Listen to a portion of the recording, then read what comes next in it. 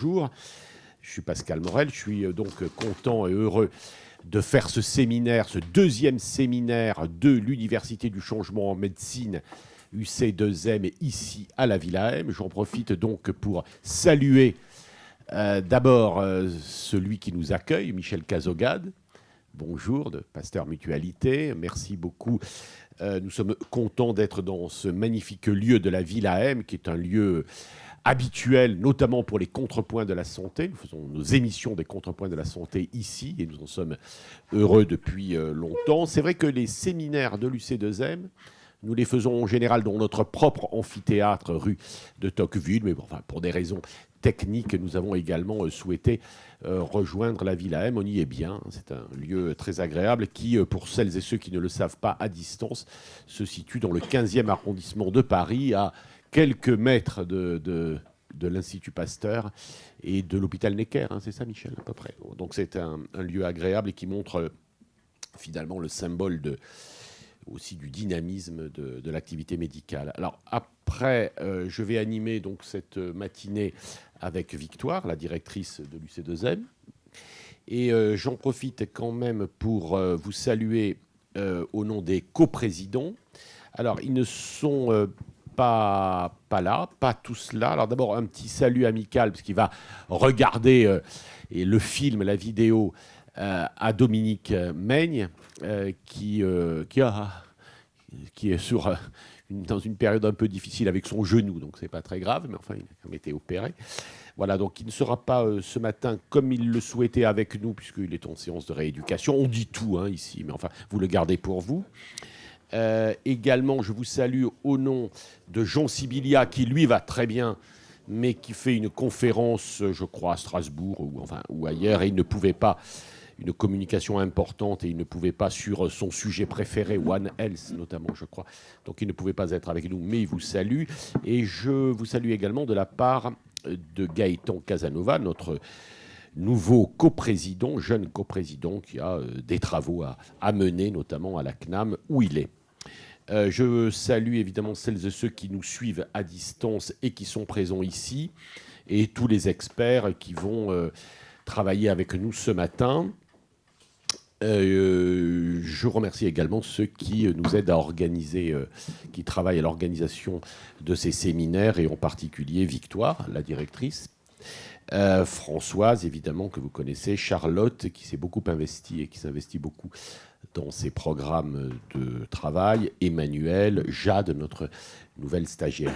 Alors, nous allons faire ici de la science politique ce matin. Le premier séminaire, vous vous souvenez, a eu, je crois, beaucoup d'intérêt et de succès.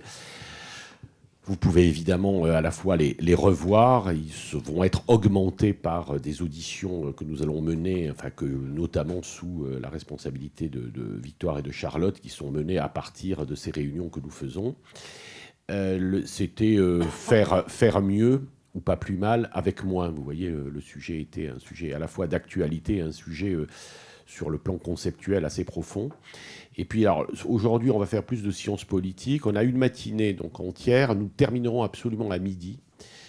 Et nous allons faire alterner à la fois des entretiens, un entretien, et puis on aura des exemples, parce que ça, nous aimons beaucoup être concrets, c'est-à-dire à partir d'éléments de réflexion théorique, on a des éléments concrets. Enfin, Victoire va revenir là-dessus. Donc on a quelques exemples que nous avons choisis tout particulièrement. Je remercie d'ailleurs celles et ceux qui vont s'exprimer sur ces exemples finalement de bonnes pratiques qui se font dans le secteur de la santé. Et puis on aura également donc une réflexion importante, table ronde avec des responsables nationaux, des responsables européens et des responsables locaux. Nous saluons également nos partenaires engagés dans nos travaux et qui nous soutiennent. Alors, ce que je voulais vous dire... Alors, Victoire, est-ce que tu veux rajouter... Alors, donc, je vais dire quelque chose... J'y vais. Je continue. OK. Donc, ce que je voulais dire, c'est que la première séquence est faite d'un entretien que je devais mener, enfin, que nous allons mener avec Sébastien Delécluse et Alexandre Feltz. Alexandre Feltz, vous êtes adjoint au maire de Strasbourg, à la maire de Strasbourg, en charge de la santé publique et environnementale. Alors, je dois dire que nous devions mener un entretien entre vous et Sébastien Delécluse, qui à la fois a effectivement eu des responsabilités vraiment nationales, c'est pour ça qu'on l'a dans des cabinets ministériels, des ministres de la Santé et Premier ministre, et puis aujourd'hui à la fois sur le terrain à l'ARS Normandie. Alors, Alexandre Feltz, ce que l'on voulait vous demander, c'était dans cet entretien qui n'est plus croisé, mais enfin qui le reste croisé avec nous, c'était de réfléchir dans cette réflexion que nous avons entre centre et périphérie. Max Weber aurait aimé ça. On aime bien faire à l'UC2M de la science politique et à se dire que, puisque nous réfléchissons aux transformations de ce système de santé, essayer de voir quels peuvent être les rapports entre les uns et les autres, c'est-à-dire notamment au centre, c'est-à-dire dans les ministères et en particulier dans les administrations nationales, et puis avec les acteurs qui ont des responsabilités au niveau local. Alors la mairie de Strasbourg, ça nous intéressait. Alors je dois dire qu'il y a un petit conflit d'intérêts, hein, Alexandre Feltz, hein, c'est-à-dire que Jean Sibilia a évidemment souhaité que nous prenions l'exemple de Strasbourg. Mais en fait, j'avais pas besoin pour ma part de Jean, de ce point de vue-là, même si on fait évidemment appel souvent à lui, parce qu'on sait que Strasbourg, vous avez été investi, vous avez déjà participé à plusieurs débats avec nous, et on sait que Strasbourg a été une ville assez pionnière dans l'intérêt qu'elle portait aux questions de santé et aux questions environnementales. Enfin, vous allez nous le dire, et ça nous permet donc d'avoir avec vous peut-être un premier élément d'analyse. Pourquoi, quelles sont les prérogatives qu'une municipalité, bon, évidemment une des plus grandes villes de France, et pour quelles raisons elle s'est intéressée à ces sujets de santé et quelle est l'action que mène votre municipalité, que vous menez vous-même en tant que responsable politique de cette communauté de communes de Strasbourg, puisque je crois que vous êtes l'adjoint à la mairie de Strasbourg, mais aussi à la communauté urbaine, c'est ça? Enfin, vous allez nous préciser exactement cela. Et quels sont les champs d'intérêt et comment, surtout, en réalité, vous pensez que les choses peuvent évoluer avec les intérêts, forces et faiblesses. Et puis, donc, vous serez soumis aux questions ou en tout cas au débat avec l'ensemble de nos amis réunis, si vous le voulez bien. Je vous laisse un petit peu la parole pour peut-être structurer un petit peu votre présentation et puis on dialogue avec vous. Vous êtes d'accord? On a un tout petit peu plus de temps. Ça va être une vingtaine de minutes avec vous.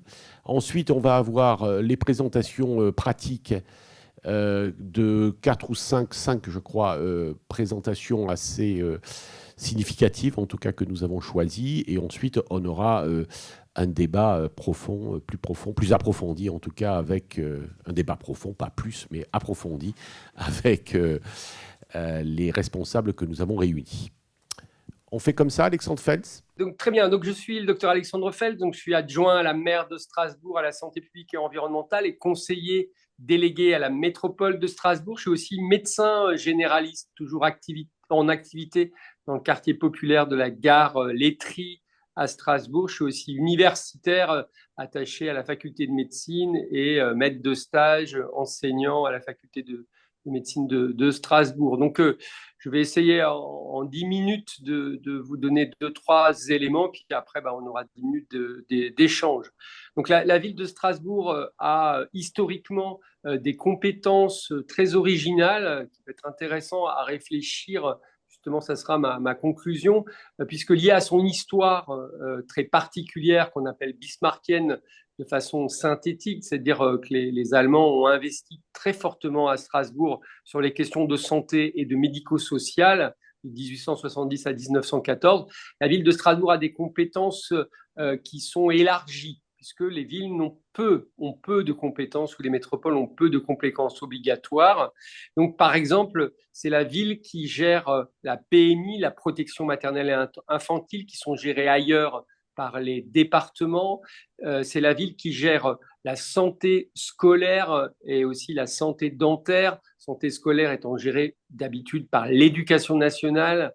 Elle a aussi un service de vaccination de façon plus large au niveau social. Elle gère ce qu'on appelle les centres médico-sociaux et les assistantes sociales de secteur. Donc, elle a des compétences sanitaires et sociales très élargies. D'autres villes ont cela, quelques-unes, 7 ou 8, qui sont notamment adhérentes à ce qu'on appelle le réseau des villes de l'Organisation mondiale de la santé. Mais donc Strasbourg a cette histoire très spécifique autour des questions de santé. Depuis 2008, donc je suis élu depuis 2008, donc j'ai impulsé en lien avec ces compétences historiques et avec la volonté des maires, puisque ça, il faut que vous sachiez que, en fait, les villes, les communes, pas les intercommunes, pas les départements, les communes ont encore ce qu'on appelle la compétence générale, ce qui veut dire qu'un maire peut s'intéresser à ce qu'il veut, en fait. Bien sûr, il y a des contrôles de légalité a posteriori, mais c'est pour ça, vous allez voir, je vais vous donner 2, 3 exemples, qu'une commune peut s'engager. Les intercommunes, les départements et les régions, c'est beaucoup plus compliqué puisqu'ils ont des compétences obligatoires données par l'État. Et par exemple, une intercommune ne peut prendre une compétence que si toutes les communes en sont d'accord. Voilà. Donc sur les questions de santé, c'est beaucoup les communes, un peu maintenant les métropoles, les intercommunes, mais historiquement, ce sont les communes volontaires qui se sont engagées. Ils sont notamment membres du réseau des villes santé de l'OMS. Plus de 100 villes sont adhérentes à ce réseau. Ce sont des villes plus volontaires sur les questions de santé. Voilà. Donc, je vais vous donner 2, 3 exemples d'actions de la ville en termes de prévention et d'accès aux soins. Le premier, c'est celle qui identifie Strasbourg, puisqu'elle a l'innovation de ce qu'on appelle le sport santé sur ordonnance, c'est-à-dire l'éducation thérapeutique et l'activité physique à visée de santé pour les malades. C'est la ville de Strasbourg qui l'a lancé maintenant en 2012, donc il y a 13 ans. Voilà, c'est sur ma proposition, mais le maire de Strasbourg à l'époque, Roland Ries, a saisi cela. Bien sûr, aucune obligation, aucune compétence. C'est parti de Strasbourg. Depuis, il y a beaucoup d'initiatives qui ont repris cela. Donc, c'est quelque chose qui identifie Strasbourg. On crée depuis des rassemblements. C'est inscrit dans la loi. C'est aussi intéressant. Dans la loi qui a mis en place l'éducation thérapeutique et l'activité physique à visée thérapeutique, Strasbourg est nommée comme ville exemplaire.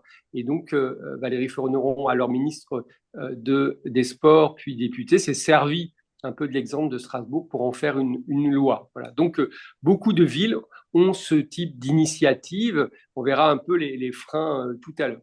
Peut-être deuxième exemple plus actuel et qui va dans la santé environnementale. Strasbourg a aussi lancé maintenant il y a 2 ans ce qu'on appelle l'ordonnance verte, c'est-à-dire que toutes les femmes enceintes de Strasbourg ont, sur prescription médicale par leur médecin généraliste, gynécologue ou sage-femme, la possibilité d'avoir de l'éducation et de la promotion à la santé sur ce qu'on appelle les perturbateurs endocriniens, mais aussi les PFAS, donc en gros la chimie qui nous entoure, pour essayer de les protéger et de protéger les enfants à venir.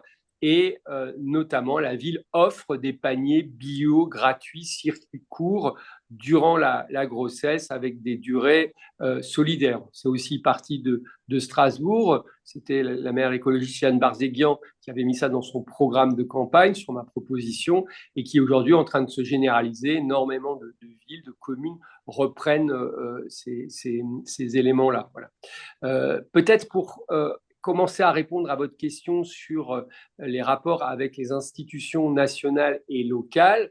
Clairement, en 2012, on était dans une innovation peu accompagnée, quasi pas accompagnée, ni par l'État, ni par les structures locales. L'ARS nous a rejoints assez tardivement, d'abord par un élément d'évaluation, donc sans aide au fonctionnement, mais c'est peut-être un élément intéressant. Aujourd'hui, l'ARS Grand Est est l'ARS la plus volontaire dans la prise en charge de l'activité physique à visée thérapeutique, puisqu'elle est modèle au niveau national. Et donc, on voit que la ville a été novatrice, l'ARS a évalué, puis après a accompagné très fortement, et donc, du coup, sur sa compétence territoriale, l'a élargie à l'ensemble du territoire. Donc, dans le Grand Est, toute personne en ALD peut avoir un bilan médico-sportif et 12 séances d'activité physique à visée thérapeutique pris en charge par la collectivité, alors qu'ailleurs, ce n'est pas du tout le cas. Sur l'ordonnance verte, c'est la même chose, donc une innovation lancée par la ville de Strasbourg. L'ARS nous a rejoint aussi tardivement. On a aussi le régime local d'assurance maladie, notre assurance santé solidaire complémentaire qui nous accompagne. Voilà, on est dans des initiatives locales aujourd'hui qui se développent très vite, très fortement partout en France, avec un accompagnement de l'État qui est très, très faible. En fait, hein, voilà. Malgré le fait qu'il y ait des plans nationaux pour la lutte contre les perturbateurs endocriniens, mais les moyens mis en charge sur la prévention ou sur les thérapies non médicamenteuses sont aujourd'hui en France très, très, très faibles. Pour revenir sur le sport santé, l'État a mis en place ce qu'on appelle les maisons du sport santé, qui sont financées très partiellement par les agences régionales de santé et les directions régionales jeunesse et sport, santé et sport. Mais c'est les collectivités aujourd'hui qui pourtant n'ont pas de compétences obligatoires, qui pourtant aussi sont en grande difficulté financière, qui accompagnent ces projets. Je vais finir sur la question de l'accès aux soins, puisque c'est une question qui est vraiment très importante, qui est beaucoup dans l'actualité aujourd'hui avec les volontés de certains députés de coercition par rapport à l'installation des jeunes médecins sur le territoire.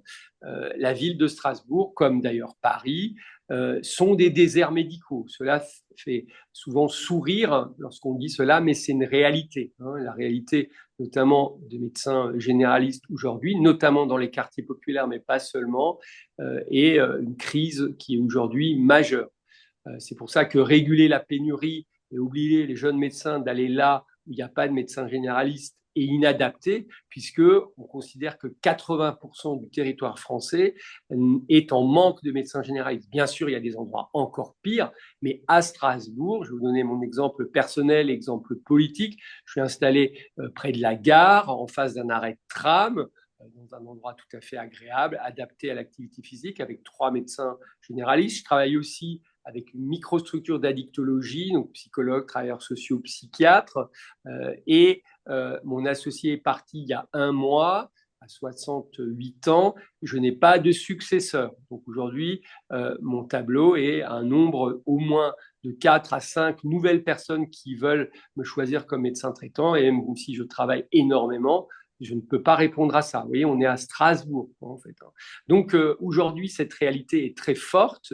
Les regroupements de professionnels, ce qu'on appelle les maisons de santé, on appelle ça les maisons urbaines de santé, on peut appeler les maisons de santé pluriprofessionnelles, notamment dans les quartiers populaires, ont été impulsés par les différents maires et par moi-même. Donc, on est sans doute une des villes où c'est le plus développé. On aura sans doute 8 ou 9 maisons de santé à la fin de ce mandat, mais hier, j'étais en réunion de pilotage global avec l'État, avec la préfète à la solidarité, avec les différentes collectivités territoriales. Et malheureusement, les coupes financières annoncées au niveau national qui se déclinent font que les collectivités veulent se retirer de ces systèmes de santé qui sont pourtant des modes de résistance très importante à la désertification médicale, notamment dans les quartiers populaires de nos villes. Mais les modèles économiques ne fonctionnent pas parce que construire dans les grandes villes coûte très cher, les prix de sortie sont très importants et les professionnels de santé de premier recours, c'est-à-dire bien sûr généralistes, mais aussi infirmières, orthophonistes, kinés, sages-femmes, ne sont pas en capacité ni d'investir dans une maison de santé qui en gros est à 1 à 2 millions d'investissements, ni à payer des loyers qui permettraient d'amortir cela. Donc on est dans un paradoxe là assez terrible, c'est-à-dire d'une désertification médicale qui s'aggrave notamment autour de la médecine générale et des moyens financiers des collectivités, parce que le modèle était très intéressant. C'est chez nous des sociétés d'économie mixte, donc des bailleurs sociaux en fait, qui construisent, et on avait des aides publiques de l'Europe mais aujourd'hui, même les aides de l'Europe sont en baisse importante, du département, de la région, de la ville, sachant que l'État, hein, l'Agence régionale de santé ou la préfecture, même très volontaires, n'ont jamais investi dans les murs de ces regroupements, voilà, hein, donc qui sont pourtant des structures qui permettent de structurer une offre de soins de qualité partout en France, mais notamment dans les quartiers populaires des villes. Voilà un peu donc les éléments. Et pour conclure et ouvrir sur la discussion, les villes sont en capacité d'innover. Elles n'ont pas de compétences ni obligatoires ni nécessaires sur les questions de santé. Donc, les villes santé de l'OMS et les organisations municipales demandent cela, c'est-à-dire, comme c'est dans les pays du nord de l'Europe notamment, une capacité à avoir des moyens financiers sur la santé, c'est-à-dire d'avoir la compétence de l'éducation et de la promotion à la santé, de l'organisation des soins de santé de premier recours, et du coup, les moyens qui vont avec, hein, c'est-à-dire des capacités financières. Aujourd'hui, elles le sont uniquement dans ce qu'on appelle les contrats locaux de santé, qui sont des conventions entre les différents financeurs, mais je pense qu'on est arrivé au bout du modèle parce que les choses sont aujourd'hui très très difficiles en région. Les ARS elles-mêmes ont ces difficultés financières et les grandes régions, pour ce coup, ont un peu déplacé les centres de décision. Et donc cette proximité qui fait la force des collectivités territoriales aujourd'hui est mise à mal par ces instructions qui sont éminemment complexes. Dommage que le collègue directeur adjoint de l'ARS ne soit pas là, parce qu'on aurait pu avoir un échange sur cette question, et peut-être d'autres intervenants travaillent dans ces institutions. Et donc, on demande, je demande, que dans l'évolution qu'on pourrait penser, les villes françaises aient plus de compétences de santé et du coup des moyens financiers dédiés directement, ce qui ne changerait pas la nécessité de contractualiser avec les structures d'État, les CPM, l'ARS ou les autres structures, mais qui donnerait une réactivité et une capacité d'être en proximité avec des bassins de vie très, très importants. Bravo, bravo Alexandre Feltz. C'était extrêmement. Vous m'entendez bien? C'était extrêmement clair et vous avez pointé à peu près tous toutes les questions que nous vous avions posées, mais enfin nous allons aller au plus loin. Alors, nous allons animer cette session avec Pierre Marès, qui est prof à Nîmes. Bonjour Pierre. Et avec, voilà, Pierre. Et avec Sabine Réarl, qui est avec nous. Sabine, tu es là? Alors, on va co-animer cette séquence, enfin les questions. Et puis évidemment, il y a dans la salle d'abord plusieurs experts qui vont sans doute pouvoir également être votre interlocuteur, notamment au niveau des ARS. Notamment, je me tourne vers Martine, si elle accepte de jouer, de reprendre la casquette, puisque Martine a été directrice générale de l'ARS d'Occitanie, donc, qui est avec nous ici dans la salle. Et on va lui demander, comme on le fait souvent d'ailleurs, on s'appuie sur ses expertises. En tout cas, on est content qu'elle soit là. Pierre, peut-être commentaire ou question, si tu veux bien. C'est un commentaire plutôt de félicitations, d'encouragement et d'espérance enfin, avec ce que vient de dire Alexandre Feltz, car je pense que c'est exemplaire et ça devrait être suivi. Le problème qu'il a soulevé, c'est navrant, enfin on n'a pas eu de chance que d'avoir le collègue de l'ARS, mais ça aurait été très intéressant de voir comment en France, une des évolutions serait de faire sauter les guichetiers et plutôt d'avoir des encouragements et des gens qui soutiennent un petit peu comme des entraîneurs sportifs qui prennent les jeunes pour voir ce qu'ils font et au bout d'un an, on évalue. C'est-à-dire d'inverser toute la réflexion qu'on a aujourd'hui et qui consiste sur le plan pratique à dire aux gens, on ne vous soutient pas parce qu'on n'a pas de preuves. Alors que la démarche qui a été mise en place sur Strasbourg est une démarche innovante qui a été soutenu spontanément alors qu'il n'y avait pas de preuve initiale, que ce soit sur le sport et la santé. Et moi, comme je suis coordonnateur sur l'Occitanie du dépistage des cancers, on a fait des travaux avec des équipes de soins et des clubs sportifs locaux. Donc ce point-là de soutien à une concertation et une association pourrait être quelque chose d'extraordinaire. Alors, je ne veux pas parler trop longtemps parce que sur Nîmes, on avait également essayé de mettre en place un soutien par la ville, mais qui nous avait expliqué qu'elle n'avait pas de grandes compétences. Mais pour garder les médecins sur la ville de Nîmes, puisqu'on a une faculté avec Montpellier, et qui était de faciliter le logement des étudiants, etc. Plein de choses qui sont à faire, mais où les villes sont, comme elles disent, pleine de bonne volonté, mais sans les moyens financiers. Voilà, j'ouvre un peu le débat à ce niveau, c'est-à-dire comment, avec des groupes comme nous formons ici, on pourrait mobiliser des initiatives pour les faire avancer sans attendre tout le temps de passer tous les guichets nécessaires, sans quoi on n'y arrive pas. Merci Pierre. Alors Pierre, on a la chance d'avoir Pierre souvent avec nous il est responsable médical hein, de l'UC2M et il est surtout très actif et nous stimule toujours. Je peux dire qu'on a fait des expérimentations, mais je ne voudrais pas trop bloquer le temps. Mais je peux dire que, par exemple, avec un département de la Lozère, à une époque, mais ça a été arrêté parce qu'il y a eu des changements politiques, eh bien, on finançait des jeunes étudiants qui, pendant 3 ans, à la fin de leurs études, allaient s'installer à Lozère. Ça, c'est la première chose.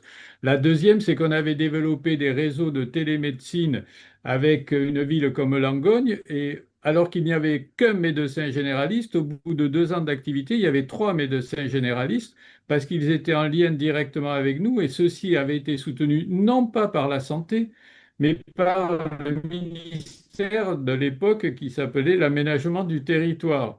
Donc c'est pour vous montrer qu'il y a une difficulté à soutenir l'innovation dans sa phase initiale. Et ça, c'est un vrai problème. Et ce qui a été évoqué par Alexandre Feltz, c'est le problème aussi de la capacité financière, parce que ce qu'il a dit, les professionnels de santé aujourd'hui n'ont plus la capacité financière pour monter des maisons de santé. Et ça, c'est un vrai enjeu, parce que les locaux sont chers. Heureusement, en tout cas sur la région, on a des soutiens avec les ARS qui ont mesuré l'importance de cette approche et qui soutiennent ces dossiers, mais qui sont très complexes et qui demandent des professionnels de santé hyper motivés. Voilà, je n'en dirai pas plus, mais on a plein de choses à aborder. Merci de cette session.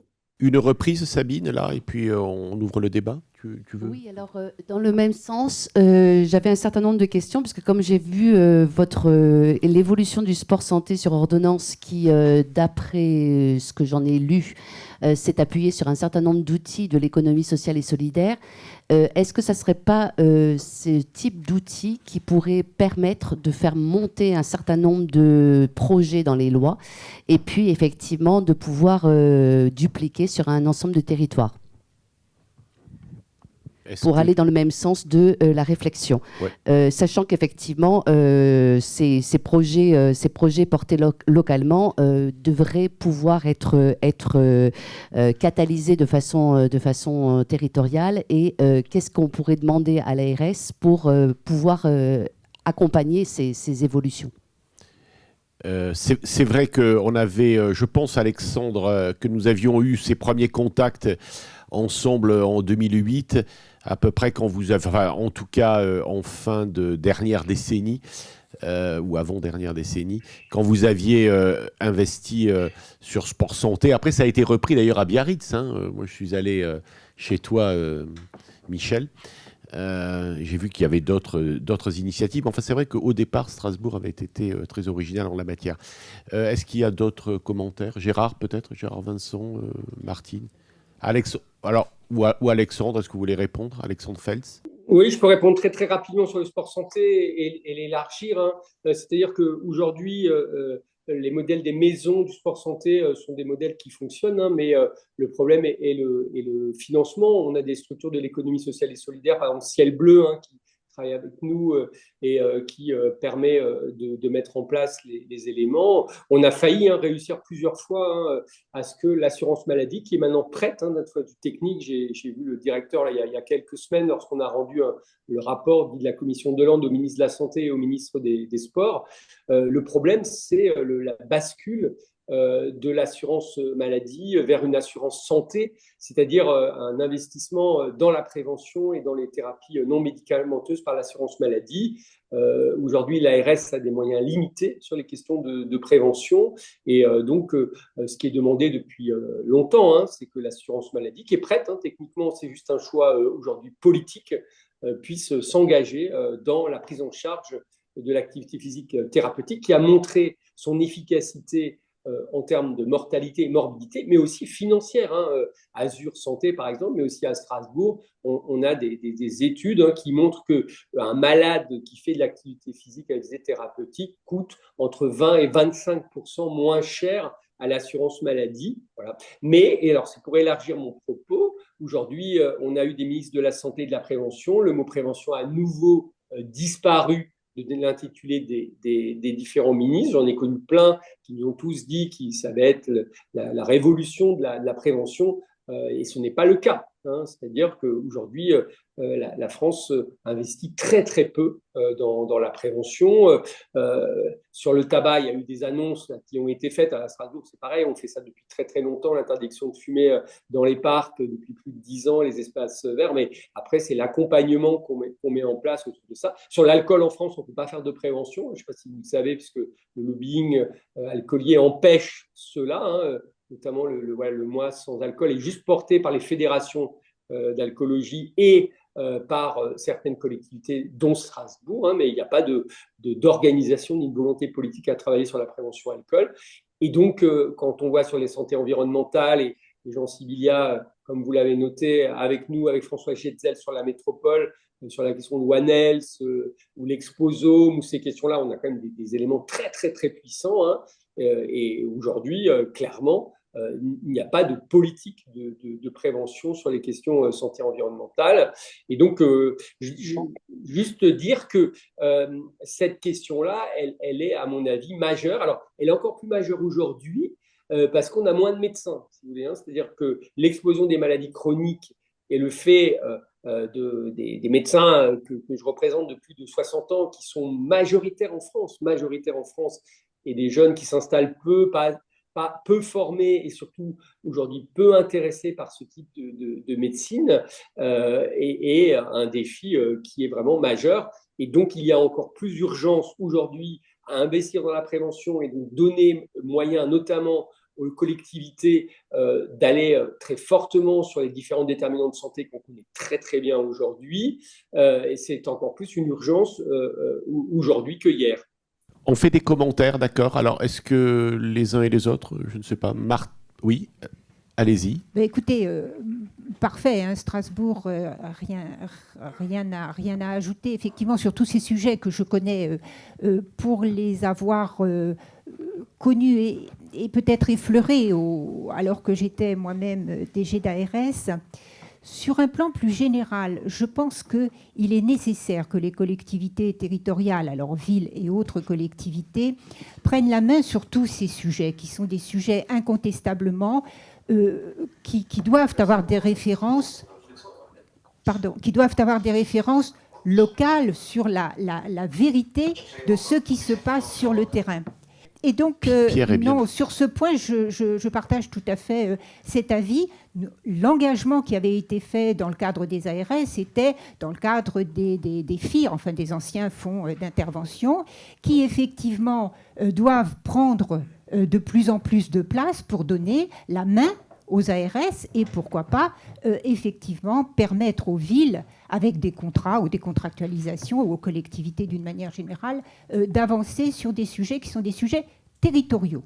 Donc vraiment, je partage cette démarche sur la nécessité pour l'ensemble des acteurs de travailler ensemble sur ce qui doit être fait au niveau des territoires, parce que Strasbourg n'est pas Paris, et voilà, il n'y a aucun territoire qui soit vraiment équivalent. J'ai connu Langogne, j'ai connu la Lozère, j'ai connu tous ces travaux que nous avons menés, d'ailleurs, Monsieur Marès, vous vous en souvenez peut-être, quand nous avons travaillé, j'ai connu les Pyrénées-Orientales, qui ne sont pas du tout les mêmes que quand on travaille à Strasbourg ou à Nîmes. Bref, il y a incontestablement une priorité à mettre en place, notamment sur tous ces sujets de prévention et de développement de la médecine de soins de recours. Je voudrais simplement ajouter un point. Vous dites que les médecins ne sont pas intéressés, mais peut-être faudra-t-il petit à petit passer la main à d'autres professionnels que les médecins sur tous ces sujets. Je pense que, pas forcément d'ailleurs des infirmières, mais pourquoi pas créer des métiers ou profiter finalement de métiers qui existent déjà et qui pourraient s'orienter vers ces approches. Je crois vraiment que là, il y aurait effectivement, de la part de ces jeunes professionnels, un engagement plus important et plus fort, et qu'on pourrait les mobiliser plus facilement. Et un dernier point, lorsque j'étais DG d'ARS à l'époque, les mutuelles étaient intervenues auprès de moi pour s'engager dans le cadre de la prévention, notamment la prévention de l'obésité, la prévention des chutes chez les personnes âgées, etc. Et donc, pourquoi ne pas élargir à d'autres secteurs qui sont des secteurs qui sont effectivement en situation aujourd'hui de s'engager avec, bien entendu, une contractualisation qui soit bien faite et que les financements puissent être utilisés correctement et de manière égalitaire, si je puis dire, pour autant que cela puisse se faire. Voilà. Merci, Martine. Merci beaucoup de cette expression. Oui. Donc, vu votre histoire, votre intervention est logique, mais vraiment en prospective. Je pense qu'il faut dépasser la question de la contractualisation entre les ARS et les collectivités territoriales. De nouveau, ce n'est pas une attaque contre l'ARS Grand Est ou la DT avec qui je travaille plutôt bien depuis plus de 10 ans. C'est juste qu'il me semble nécessaire, c'est une évolution politique, financière, mais aussi de philosophie, que les collectivités aient les moyens directs, c'est-à-dire soit de lever l'impôt, soit des sommes forfaitaires allouées par l'État ou par les ARS. Tout ça est à, bien sûr, réfléchir, qui soit autonome avec la contractualisation. Voilà. Je pense que c'était une évolution demandée notamment par les villes de santé de l'OMS, mais que je soutiens complètement, qui existe. Je vais vous donner l'exemple, par exemple, à Copenhague. La ville de Copenhague a la compétence de l'accès aux soins de santé primaire et de la prévention, et elle a donc une centaine de salariés, de préventeurs, vous parliez de non-médecins, pas de difficulté à ça, qui font de la prévention populationnelle, pas seulement sur nos déterminants à nous, tabac, alcool, obésité, mais par personne. Ils identifient des fragilités et ils accompagnent vraiment les gens dans leur parcours de prévention. Voilà, ça me semble vraiment quelque chose de complètement essentiel. Donc, voilà, ça, c'était la première chose que je voulais dire. La deuxième, c'est par rapport à la question je vais être plus précis dans la question de la désertification médicale. Comme je vous le dis, je suis donc médecin généraliste, je suis enseignant, je suis aussi syndicaliste local et national, donc je connais très bien cette question-là. En fait, pour la médecine générale, là, je vais parler uniquement pour la médecine générale, en dehors du fait qu'on n'en a pas assez, aujourd'hui, près de 40% des médecins généralistes ne font pas de médecine générale, et on pense que si, par exemple, la loi qui est proposée de coercition passe, on va être à plus de 50% des généralistes formés qui ne seront jamais généralistes. Alors, qu'est-ce qu'ils font? Ils font des formations, vous avez le mot université dans vos travaux. En fait, l'université a donné la possibilité de faire des formations transversales, et ça veut dire que des jeunes, que moi j'accueille, par exemple, qui sont formés pour être généralistes, vont faire ces formations transversales qui vont leur permettre d'être médecin esthétique, médecin angiologue, médecin du sommeil, médecin du sport, médecin nutritionniste, médecin salarié des hôpitaux, bien sûr. Voilà, tous ces métiers sont respectables, mais ce qui fait qu'ils ne seront pas le médecin coordinateur des soins, le médecin de la maladie chronique.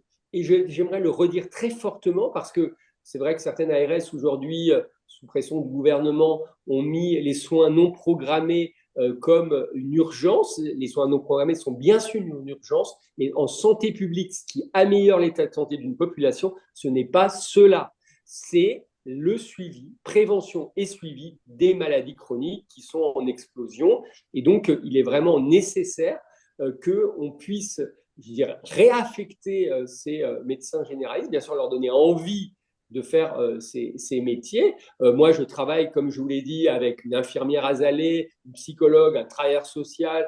S'il y avait une IPA, aujourd'hui, le modèle économique des IPA, malheureusement, est complexe, mais je prends une IPA, un assistant médical, mais tout ça de façon coordonnée. Aujourd'hui, par exemple, les pharmaciens vaccinent, ça ne me pose aucun problème, voilà, mais je ne le sais pas. Je ne le sais pas. C'est-à-dire que je n'ai aucune info que mes patients ont été vaccinés. Comprenez bien que s'ils ont quelque chose qui ressemble au Covid, à la grippe ou à une pneumonie, je ne sais pas s'ils ont été vaccinés pour le Covid, la grippe ou le pneumocoque. C'est quand même une donnée qui manque. Voilà. Donc, ça veut dire que ces ensembles de métiers doivent travailler ensemble de façon coordonnée. Les maisons de santé sont le modèle abouti. Il y en a peut-être d'autres, des équipes de soins de santé primaire, mais cette coordination est complètement essentielle. Le morcellement qui avait été proposé un peu par M. Véran à l'époque, qui a fait de belles choses par ailleurs, mais qui était dans ce morcellement, me semble pas possible et me semble de mauvaise qualité de soins. Et donc, il faut bien sûr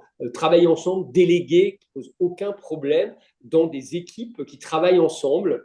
Voilà, certains syndicats libéraux sont bien sûr opposés à cela, d'autres le sont, comme le mien, MG France, mais il faut aller vers cela. C'est vrai qu'il faut cette notion d'équipe, de proximité, de soins de santé primaire, regroupés ou pas dans des murs, mais c'est une vraie révolution, hein, parce qu'on a encore chez certains collègues la volonté de quelque chose d'un colloque hyper singulier qui me semble dépassé aujourd'hui. Alexandre, on vous écouterait très longtemps parce que vous avez la capacité, à la fois l'expérience du médecin que vous êtes et vous avez du politique que vous êtes, la capacité de synthèse. Pour autant, malheureusement, le temps passe très vite. Alors, on a plusieurs questions, hein. Alors là, je vois que Guy, Christophe et Dominique, on va en prendre ces 3 questions. Et Dominique Jacovenco, hein, je pense que c'est Dominique qui est à distance. Alors, question courte et puis... alors peut-être Christophe qui avait le micro, vas-y. Oui, bonjour, Christophe Clément Cotuse. Donc, je suis, Parle fort. Hein, oui, Christophe Clément Cotuse. Donc, je suis expert du numérique en santé. Et j'avais 2 questions courtes. Donc, à Strasbourg, en suivant l'actualité, il y a eu un projet qui s'appelait Territoire de santé de demain, dont la métropole de Strasbourg a été, et qui justement devait porter sur l'organisation. Donc, quel était l'impact de ce projet? Qu'est-ce qu'on a retenu? Et le deuxième question rapidement, c'est comment est-ce que vous mesurez l'état de santé de votre population et comment est-ce que vous fixez des priorités de façon à créer un langage commun entre tous les acteurs de santé du territoire, qu'ils soient médecins, qu'ils soient infirmiers, qu'ils soient membres de votre collectivité. Alexandre, vous répondrez à la fin aux 3 questions qui vont vous être posées. Guy, tu voulais poser une question? Ça ne peut pas. C'est intéressant, c'est sympathique, les initiatives locales, mais ça ne peut pas marcher. Et notre ami de Strasbourg l'a démontré quelque part. Ces initiatives sont intéressantes, et puis ça s'arrête, ça tombe dans le vide, pour plein de raisons qu'il a exposées. Donc c'est un échec. Ça peut être interprété comme ça. Pourquoi je dis ça? Parce qu'un certain nombre de gens, dont Gérard à côté de moi, pensent qu'il faut une réforme de rupture. De rupture. On ne peut pas... Tout le dispositif d'expérimentation ou d'initiative de ce genre fonctionne dans un système qui est celui qu'on connaît et qui n'est pas mis en cause. Et c'est pour ça qu'on se heurte à ces difficultés. Et donc, ce qu'on propose, c'est une véritable rupture. Quelle rupture? Et c'est la question. Martine a évoqué les ARS. Tu as été dans les ARH aussi, toi, il me semble bien. Ah oui, tu es arrivé au moment... Toi, tu as dirigé une ARH. C'est-à-dire 2 même. 2. Mais bon, mais ça, bon, c'est des vieux souvenirs. Moi, ce que je pense, c'est que, et on propose avec Gérard et quelques autres, un dispositif beaucoup plus volontariste, j'allais dire, un programme quasi présidentiel. Eh bien, faisons une grande loi décentralisation. C'est-à-dire que la santé est décentralisée et pilotée par les régions, les collectivités territoriales. Et dans les régions, il faut bien un pilote au niveau de la région. Ce serait le conseil régional. Les ARS disparaissent dans un système. Alors Gérard me dit dans l'oreille, tu es provoquant, mais ça c'est volontaire. Bien sûr qu'elles disparaissent. Lui il me dit non. Non, en fait, elles sont déplacées auprès de l'ARS, auprès de la région. OK ? C'est ça que ça veut dire. Si on pilote, il faut avoir des moyens d'administration. Dans la philosophie des ARH et non pas des ARS. Vous savez combien cette personne dans les ARS en France ? 9000 personnes. Combien en étaient dans les ARH ? Beaucoup, beaucoup, beaucoup moins. Parce qu'on faisait du pilotage et on ne générait pas le système. Ça, c'est le premier élément. C'est-à-dire tout ça, à partir du moment où on régionalise le pilotage de ça, ça veut dire que les enveloppes nationales, on parle de l'ORDAM, mais également les enveloppes périphériques, y compris les mutuelles, pourquoi pas, pour la prévention, etc. Là-dessus, je ne suis pas contre. On consolide tout ça et on donne cette enveloppe avec des objectifs contrat État-région, en quelque sorte, aux régions, pour des objectifs quantifiés d'amélioration de l'état de santé publique dans chacune des régions. Et évidemment, aux élus, avec les départements et les communes, de s'organiser comme ils l'entendent. Et, oui, comme dit Gérard, de faire les choix. On fait confiance, on leur donne, il y a un pilote régional, et on donne une enveloppe qui est fongible et qui finance des projets comme ceux qui sont à Strasbourg. Pourquoi pas ? Voilà, ça, pour moi, c'est quelque chose d'extrêmement important. Et Madame disait, les expérimentations, article 51, pour faire rapide, pour moi, c'est une bureaucratie. Je me souviens d'avoir lu le document de l'article 50, 80 pages. Une idée est complètement dévoyée. Je n'ai jamais lu, je l'ai foutu à la poubelle. C'est absurde. Dès qu'on demande à l'administration de fonctionner, j'avais dit à Gérard Vincent, qui était directeur des hôpitaux, il faudrait que tu donnes des primes à des fonctionnaires qui ne travaillent pas. Parce que celui qui travaille, il va faire de la règle. Bon, ça, c'est une inversion. Oui, je n'ai pas assez d'humour pour demander à partir de quand Gérard et toi, vous êtes devenus des révolutionnaires. Mais je pose la question. Je voudrais savoir. Attends, le temps passant trop vite, je prends la question de Dominique. Donc, en fait, ce n'est pas une question, c'est une approbation de ce que dit le docteur Feltz. On voit très bien dans les territoires que quand les pluripros collaborent suivant leurs compétences et se coordonnent, la prise en soin est plus efficiente. Et c'est exactement ce qu'on fait dans notre article 51 équilibre qui marche très bien, qui va être généralisé. Donc, il ne faut pas non plus généraliser sur tout ce qui pourrait dysfonctionner ou ne pas marcher. Voilà. Ouais. Alors, tu contredis, d'accord. Alors, dis-moi, Dominique, j'en profite pour dire, pour que... Non, je crois qu'il doit partir parce que Dominique est un infirmier actif. Hein, je crois que tu nous avais demandé, tu pouvais être là, tu nous es très fidèle, on t'en remercie. Il est infirmier. Ah bon ? Bon, alors tu reviendras, d'accord. Parce qu'en fait, on avait une nouvelle, hein, notamment sur ton expérience, ton expérimentation équilibre, donc tu en reparleras. Et c'est bon. Alors oui. Tu voulais dire un mot ? Et puis après, on passe à la deuxième séquence, mais on va avoir pas mal de... Jade, au fond. On va avoir pas mal d'espace de dialogue. Oui. Moi, j'avais une question concernant en fait les trop, parce que j'ai l'impression que finalement, vous êtes assez d'accord sur la manière de faire et les initiatives locales, même avec une loi de décentralisation. Je ne comprends pas bien quels sont les freins opérationnels. Donc, ce qu'on voit sur les initiatives locales, c'est que depuis 2012, il y a quand même eu des travaux avec l'ARS et qu'il y a eu une extension à toute la région. Et donc finalement, à part le frein que vous avez évoqué il faut avoir une capacité de lever l'impôt local qui relève d'autres problématiques, c'est quoi les freins opérationnels aujourd'hui à l'innovation locale et à la capacité justement d'étendre peut-être progressivement à une région puis au national ? À part peut-être la lourdeur administrative, mais est-ce qu'aujourd'hui, il n'y a pas aussi des interdictions qui tombent avant la capacité de gérer ces initiatives ? Moi, c'est ces freins-là que j'identifie pas forcément très bien. Oui, toi, tu es aujourd'hui... Et pardon, je suis Laurent Joubert, je travaille à l'Agence du numérique en santé, et on fait face un peu à ces mêmes problématiques, et je voulais savoir comment ça fonctionnait déjà sur les Et Martine va publiques. Conclure avec Alexandre Feltz. Juste un point, parce que je dois partir et je le regrette vraiment. Je pense qu'il y a, et nous avons... avec Gérard, un point un peu de friction, sinon je serais assez d'accord sur une déconcentration, qui est celui de la levée de l'impôt. Et en fait, je crois qu'il y a d'autres pays qui ont déjà tenté de le faire, je pense à l'Italie, Je ne suis pas sûre qu'aujourd'hui encore, mais peut-être mes souvenirs sont-ils trop anciens ou mes connaissances trop anciennes, je ne suis pas certaine qu'on ait régulé encore la qualité et le volume de soins entre la Lombardie et le sud de la Botte. Et donc, je crains que cela ne soit un vrai sujet. Voilà ce qui m'importe. Sinon, je partage l'avis sur une déconcentration sur des points assez de prévention et de population. Alors, l'UC2M, comme toujours, a tout prévu et nous avons un membre du Conseil régional d'Île-de-France et italien, voilà.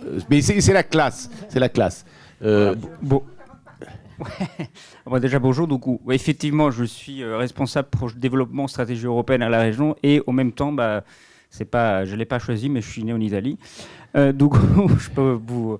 exactement. Donc, et en plus, je suis effectivement responsable thématique santé pour le côté Europe à la région, au Conseil régional. Du coup, c'est pour revenir vers votre question. En effet, en Italie, il y a une grosse différence entre, on pourrait dire historique, entre le nord et le sud, on peut le dire.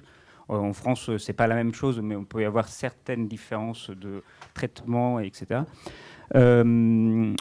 Cela n'a pas... Chez nous, il y a un fort régionalisme. Du coup, j'essaie de porter aussi la voix de la région Île-de-France, mais en général des régions. La décentralisation, ce n'est pas une déconcentration de pouvoir, c'est une décentralisation. Du coup, effectivement, la santé, chez nous, est gérée par les conseils régionaux, avec un peu le système qui vient d'être décrit, avec les ARS, etc. Alors, effectivement, certains pouvoirs politiques, comment dire, actuellement au pouvoir, essayent de se faire concentrer, avoir beaucoup plus d'autonomie différenciée, qu'est-ce qu'on appelle comme ça, entre le nord et le sud, pour faire en sorte que certaines régions qui sont un peu plus évoluées puissent avoir plus de marge de manœuvre par rapport à certaines qui sont un peu moins évoluées. Alors là, aujourd'hui, ça relève d'une réforme constitutionnelle en Italie, donc où effectivement on soulève un peu le même problème de comment interpréter la décentralisation. Qu'est-ce que nous on peut voir, c'est que quand même décentralisation ne veut pas dire absence de l'État central. C'est-à-dire que nous on a un ministère central, ministère de la Santé, qui donne, du coup, coordonne un peu toutes les actions régionales, et après c'est chaque région, selon ses propres moyens. Et là, je parle aussi en tant que représentant de l'Europe, avec aussi d'autres types de moyens qui peuvent venir au-delà des financements nationaux et régionaux, parce que c'est un peu ça. Donc, on revient aux questions des impôts, parce que chez nous, on a effectivement l'imposition aussi régionale qui essaie de financer aussi le côté santé. Ma suggestion, un peu pour la France, si on peut dire comme ça, c'est une décentralisation. Ça ne veut pas dire absence de l'État. L'État peut être toujours présent. On peut prendre en modèle, pas forcément l'Italie, l'Espagne, c'est un peu la même chose, l'Allemagne aussi, en vrai. En fait, oui, exactement, avec les Landes. Du coup, ça peut devenir, aller vers une application de principe de subsidiarité à la façon européenne, c'est-à-dire aller plus vers les citoyens pour amener une action, ça pourrait être effectivement un projet de loi déstructurant et structurant en même temps. Voilà, c'est un peu ça. J'amène un peu ma... Je vous propose, merci beaucoup, je vous propose de terminer cette session. Alexandre Feltz, merci mille fois. Vous pouvez évidemment rester avec nous si vous en avez la possibilité. En tout cas, il faut que nous passions à d'autres séquences et on approfondira évidemment ces sujets tout au long de la matinée. On est d'accord, Victoire ? Nous allons remercier Alexandre Feltz à nouveau et nous demandons à nos intervenants suivants d'intervenir. Je crois que Marie-Rose One Fan In, qui est directrice de l'ORAR à l'île de la Réunion, et notamment qui mène des projets originaux en matière de lutte contre l'obésité. Ah oui, j'aurais bien demandé à Alexandre Feltz si la situation de l'obésité était meilleure à Strasbourg grâce à son action. S'il reste avec nous, il répondra. Peut-être après, il contribuera à la réflexion que va faire Madame Marie-Rose One Fan In, qui dirige donc l'ORAR, des établissements avec une clinique de lutte contre l'obésité et contre le diabète sur l'île de la Réunion. Marie-Rose, tu es avec nous ? Oui. Voilà. Oui, parfaitement bien. Et puis alors, on se réjouit parce que vraiment, tu es... l'UC2M ne recule devant rien et est en direct avec l'ensemble du monde. Nous sommes en Mondiovision. Bravo, merci. Alors, on te laisse présenter avec Vincent qui est à tes côtés, à notre droite, mais à ta gauche, de présenter vos actions en quelques minutes. Hein. On en a plusieurs, donc on a déjà passé pas mal de temps. Merci Marie-Rose. Tout d'abord, merci à l'UDCM et à tous les intervenants sur le plateau de nous avoir associés à vos travaux.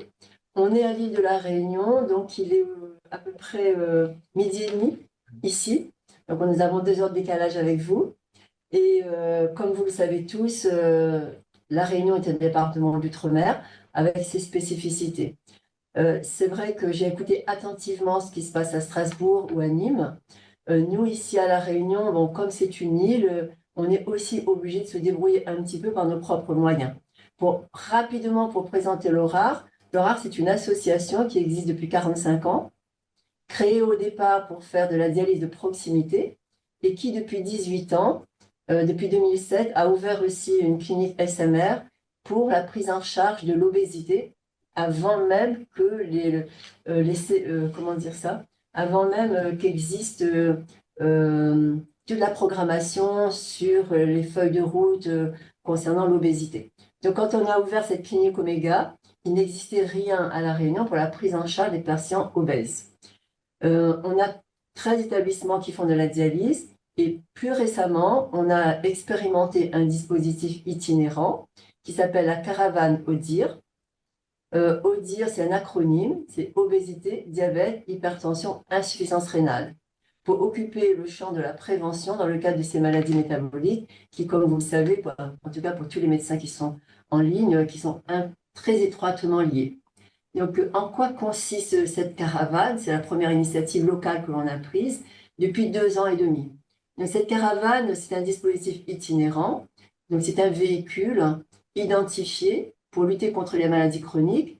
Depuis 2 ans et demi, on est allé dans à peu près tous les quartiers de La Réunion pour faire du dépistage, de la sensibilisation et de l'information sur les problématiques donc, de l'obésité, du surpoids, le diabète bien entendu, l'hypertension et l'insuffisance rénale comme une conséquence de ces maladies.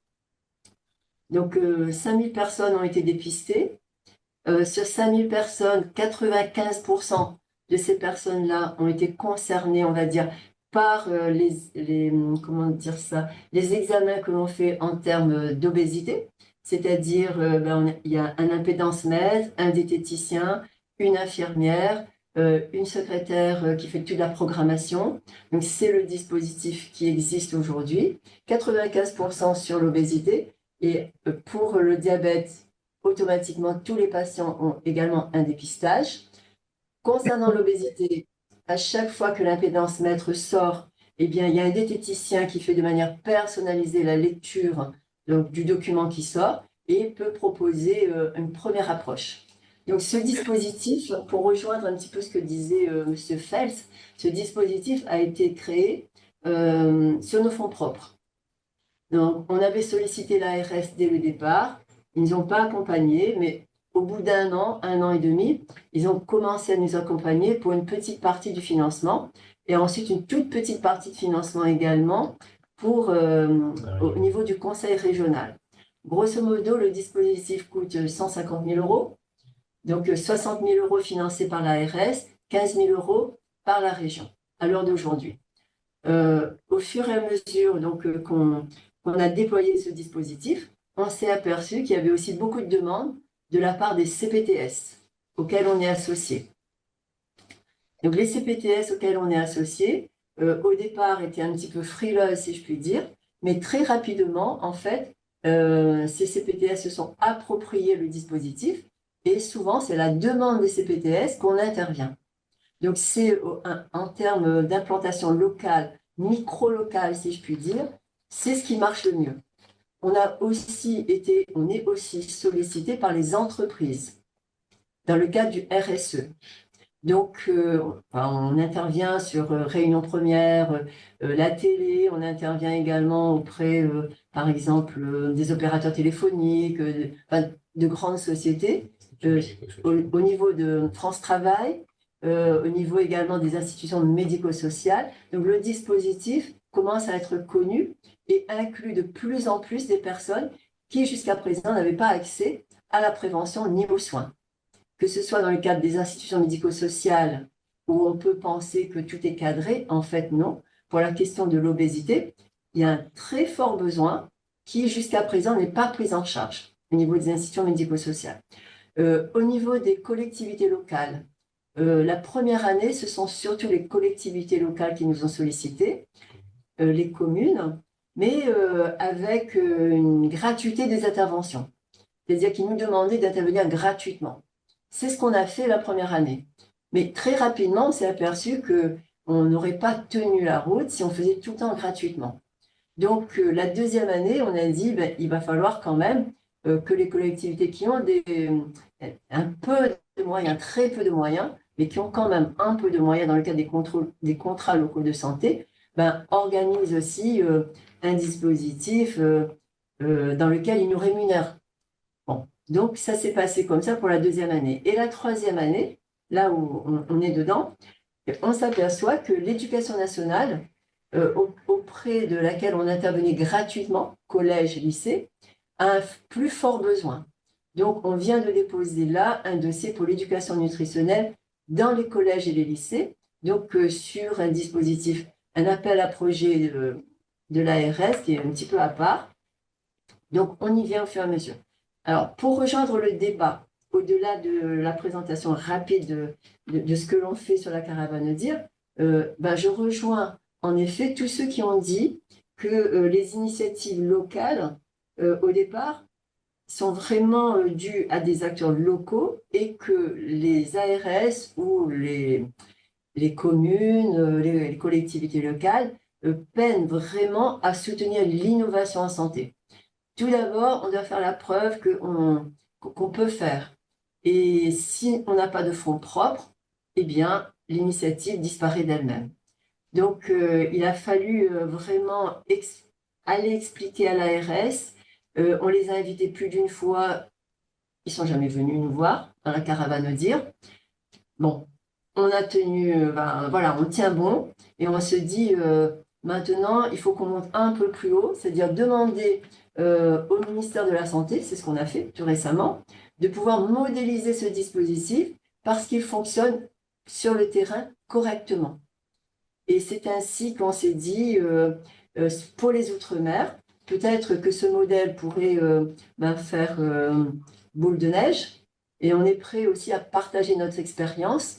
Dans le cadre des États généraux de l'obésité, on a demandé à être associé pour définir une feuille de route qui puisse prendre aussi en compte quelques spécificités des Outre-mer, et notamment les spécificités que nous on rencontre à La Réunion, que certainement vous pouvez peut-être rencontrer dans vos régions, mais on a un taux de précarité extrêmement important, beaucoup de personnes qui ont un habitat, on va dire, insalubre, et des professionnels de santé qui sont regroupés surtout sur la bande côtière.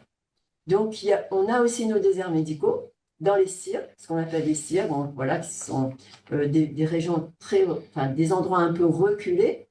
Et on s'est dit, il faudra effectivement que cette politique de santé en matière de prévention, en tous les cas pour ce qui concerne l'obésité et tous les facteurs associés et toutes les pathologies ensuite qui en découlent, il faudra certainement une feuille de route qui soit beaucoup plus large, beaucoup plus, inclusive dans les différents dispositifs, dans les différentes, que ce soit les différents services de l'État, que ce soit au ministère de l'Éducation nationale, que ce soit auprès des dispositifs innovants que nous, on a à La Réunion pour insérer les jeunes. Par exemple, le RSMA, ça c'est les armées, donc qui ont un dispositif d'insertion des jeunes. Au niveau de la préfecture, pour les publics isolés. En fait, nos initiatives locales, elles peuvent servir d'expérimentation, mais assez rapidement, là on arrive au bout des 3 ans, assez rapidement, il faudrait que effectivement nos ARS puissent nous dire, ok, maintenant l'expérimentation, elle est claire, on passe à un stade supérieur avec un financement beaucoup plus important, avec un relais également au niveau du ministère, c'est ce que l'on souhaite, puisque notre ARS ne remontent pas suffisamment les initiatives locales au niveau du ministère de la Santé. C'est ce que le ministère nous a dit. On est friand de ce que vous nous dites parce qu'on n'était pas au courant. Et c'est la raison aussi pour laquelle j'ai sollicité un rapporteur qui a travaillé sur le rapport l'année dernière sur l'obésité, donc Martine Laville, parce que quand elle avait sollicité la réunion, elle avait juste sollicité l'ARS qui n'avait pas pris le soin de dire qu'ils avaient un acteur local qui depuis 18 ans essaie de lutter contre l'obésité. Et donc, elle dit, on n'était pas au courant. Donc, il y a aussi un biais parce que, je veux dire, les initiatives locales, elles restent quelquefois purement locales, alors que nous, on souhaiterait justement pouvoir partager au plus haut niveau et avec d'autres régions. Merci Marie-Rose, le message est bien passé. En tout cas, l'île de la Réunion, et visiblement Guy Collet ne me contredit pas, l'île de la Réunion est quand même une très belle île. Mais visiblement, il ne me contredit pas, sauf que peut-être, parce que Guy Collet, je crois que tu as été directeur de l'ARH, non, de l'île de la Réunion. Oui, c'est là que j'ai compris ce qu'était la vie. Je disais, nous avons Guy Collet dans la salle qui a été directeur de l'ARH de l'île de la Réunion. Mais j'ai l'impression que Madame Lapointe également de la DGOS avait l'air de suivre. Je ne dis pas approuver. Non, je dis pas. Non, je veux pas vous coincer. Je veux pas vous coincer. C'était pas de comprendre. Non. Ouais, non. Voilà. Elle essayait de. Donc voilà, elle a entendu. Ah bon, alors parlez, oui, vous pouvez dialoguer. Oui. Simplement, c'était extrêmement intéressant. Alors moi, je suis sur le sujet des maladies rares. Et très souvent, j'ai du mal à trouver dans les ARS des référents pour les maladies rares parce qu'ils ont du mal à comprendre. Alors que, à l'inverse, j'ai quand même des centres experts de référence ou de compétences sur le terrain qui, eux, voudraient travailler étroitement avec l'ARS et qui, très souvent, ont de belles initiatives et qu'ils aimeraient pouvoir partager. Donc, c'est j'en parlerai tout à l'heure, mais oui, c'est comment co-construire sur le terrain et votre expérience est extrêmement importante et elle donne l'importance de donner la visibilité à tout le monde et notamment au niveau du ministère, à ces initiatives. Oui. Merci. Alors, Jean-Paul Tonnier, excuse-moi, mais Victoire me dit que tu voulais parler tout à l'heure et je ne t'ai pas donné. Tu donneras tout à l'heure parce qu'on n'est pas en avance. Et je salue d'ailleurs Franck Chauvin. Alors là, nous sommes dans la spécialité des politiques de santé publique et qui nous a rejoint, le professeur Chauvin, donc on est content de le revoir. Merci, restez avec nous tant que vous pouvez, Marie-Rose et Vincent Boyer. En tout cas, on est très heureux d'être en lien avec vous. On va aller à l'autre bout de la France, en Bretagne, et on va demander à Corinne Antoine Guillaume, la directrice générale de l'EHPAD Kersalik à Guingamp, de dialoguer avec nous. Alors, je voulais dire que nous avons déjà, pour quelques-uns d'entre nous, eu la chance, le privilège de vous écouter, Madame Antoine Guillaume, dans un autre lieu. Et puis, pour ceux qui sont abonnés aux journaux européens, je crois suédois, etc., ou danois, on a vu que vous avez fait la une. Moi, je l'ai lu par le journal, par Courrier International, oui. Je ne lis pas le danois, mais j'ai vu que vous avez fait 2 pages dans le dernier Courrier International sur l'expérience Kersalik de votre EHPAD. En quelques minutes, c'était illustré nos travaux, le temps passe vite. On va vous demander donc de présenter rapidement en quelques minutes votre expérience extrêmement originale. Merci Madame d'être avec nous. Bonjour à tous. Donc effectivement, de la Bretagne, des Côtes d'Armor. Donc nous sommes à Guingamp, donc en Bretagne Nord. Moi, je suis donc directrice de cet établissement depuis maintenant 12 ans, un peu plus de 12 ans. Je suis arrivée dans cet établissement, donc c'est 72 résidents à l'époque, donc une organisation qui était celle qu'on connaît comme dans tous les EHPAD. Moi, ce qui m'a frappée dans les premiers jours, c'était cette maltraitance institutionnelle, mais cette maltraitance institutionnelle est basée sur de la maltraitance aussi individuelle et personnelle. Et au bout de 8 jours, moi, j'ai donné ma démission parce que je ne voulais pas rester dans ce contexte qui était celui-là. où on levait les personnes sans réfléchir, où on leur demandait pas forcément ce qu'ils voulaient, on les mettait tous à la télé et on les parquait pour avoir le sentiment d'avoir fait quelque chose. Alors je ne remets pas en question ce qui était fait dans le sens où les soignants euh, pratiquaient comme ils avaient pratiqué depuis nombreuses années, et certainement qu'on ne leur avait pas permis de réfléchir à l'ensemble de leurs actes. Moi, j'étais la 6e directrice en 16 ans. Donc derrière, est-ce que mes collègues avant avaient eu le temps de se poser, avaient eu le temps de réfléchir avec les équipes? J'en doute. Donc lorsque moi je suis arrivée, j'ai donc fait part de mon étonnement et surtout des dérives qu'il y avait dans l'institution à Monsieur le maire, puisque nous sommes un établissement territorial.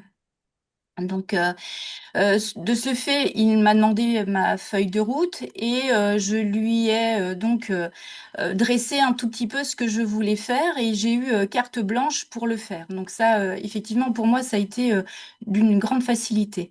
Donc de septembre 2013 à, on va dire, décembre 2015, je ne me suis occupée que de prendre soin des soignants.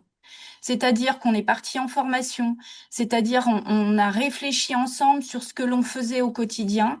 Et quand je dis les soignants, c'est qu'à la en décembre 2015, on s'est tous dit qu'on était des soignants, tous au service de nos personnes âgées, ces personnes âgées étant des citoyens, et que derrière, malgré leur pathologie, leurs troubles, ils devaient avoir la décision de leur quotidien. De ce fait, on avait donc créé des conseils citoyens, on a été chercher la parole de ces habitants, on est allé chercher la parole de ces familles, et en 2015, on a donc créé la commune de Kersalik. Puisque derrière, j'ai aujourd'hui la chance d'être Madame la maire, évidemment sans être élue, donc c'est plus facile. Mais je veux dire que de là, on a donc un CVS qui est le conseil municipal, avec ses représentants, autant des soignants que des familles et que bien évidemment des habitants. Et puis, on a réorganisé l'établissement. Donc, mon premier adjoint, c'est le responsable de la vie sociale et d'hébergement. Mon deuxième adjoint, c'est le chef cuisine. Troisième, c'est donc la comptable. Et puis, la quatrième personne, c'est le médecin, puisqu'on a la chance d'avoir un médecin coordonnateur. Aussi un nouvel organigramme, donc une nouvelle organisation, puisque derrière, ça veut dire que le pouvoir de l'aide-soignant ou de l'infirmier n'est pas ressenti chez nous, puisque depuis 2015, effectivement, nous sommes une commune, et depuis, on va dire qu'on est réellement organisé à ce qu'il y ait toujours quelque chose, enfin, l'organisation est transversale et on a donc travaillé sur les métiers. Ça veut dire que l'aide-soignant aujourd'hui utilise l'ensemble de ses compétences professionnelles pour être au quotidien auprès de la personne âgée. L'infirmière on n'a pas d'infirmière co, puisque derrière, dans le référentiel métier de l'infirmière, elle a la compétence de l'organisation et de la délégation des tâches. Donc en fait, aujourd'hui, on est organisé, donc la commune Kersalik, en 4 villages en fonction de la pathologie et des troubles des personnes. Ça veut dire que les soignants qui travaillent dans un des villages à postuler et à présenter des compétences ou des appétences pour le public qui l'accompagne. Ça veut dire aussi que derrière, ils sont au quotidien avec les habitants, ils ne changent pas de village et on vit au rythme de l'habitant. C'est-à-dire que le matin, quand le soignant arrive, il ne sait pas par quoi il commence. Si tous nos habitants dorment, il va peut-être faire du ménage ou il va préparer le gâteau pour le goûter du 4 heures. Puisque derrière aussi, grâce à cette nouvelle organisation, les repas au moins les repas du soir, sont préparés par les soignants dans chaque village. Ça veut dire que la temporalité, on ne l'a plus. On n'est plus à la montre, on n'est plus à la fiche de tâche. On est à l'accompagnement dans le côté très global de la personne âgée. Et ça veut dire aussi qu'un soignant peut être, donc un aide-soignant, un AMP ou un AES, peut être pendant 2 jours en soins corporels, le lendemain en préparation des repas et le surlendemain en ménage. Donc on change les tâches quasi quotidiennes pour éviter aussi cette routine et pour amener toujours une autre réflexion. Ça veut dire que grâce à cette nouvelle organisation, depuis 2015, on est un tiers-lieu. Nous, on vient travailler au tiers-lieu. Donc nos portes sont ouvertes sur la cité. Guingamp est la ville la plus pauvre des Côtes d'Armor, avec aussi un taux de précarité important. Et donc derrière, on a aussi ce souci de cette prévention et ce dépistage des personnes fragilisées, et notamment de nos aînés. Donc derrière, grâce à cette ouverture de notre établissement, on a donc une brasserie qui s'appelle Aux Papis et aux Mamies. Donc nos personnes des quartiers défavorisés peuvent venir déjeuner, mais peuvent aussi bénéficier de l'activité sportive du matin, de l'activité un peu plus culturelle de l'après-midi, ou peut-être même de l'activité nocturne, puisque derrière, on peut avoir des séances de cinéma, mais également aussi, comme ce soir, un face-nonce, donc une fête de la nuit avec de la danse. Donc le tout, c'est d'ouvrir au maximum notre établissement pour créer du lien et effectivement être au plus proche de la réalité de notre population vieillissante. Ça veut dire que, alors si on a eu, évidemment, là, ça peut paraître un peu idyllique, je suis passée par des phases très difficiles et très douloureuses, hein, qui m'ont atteinte aussi personnellement.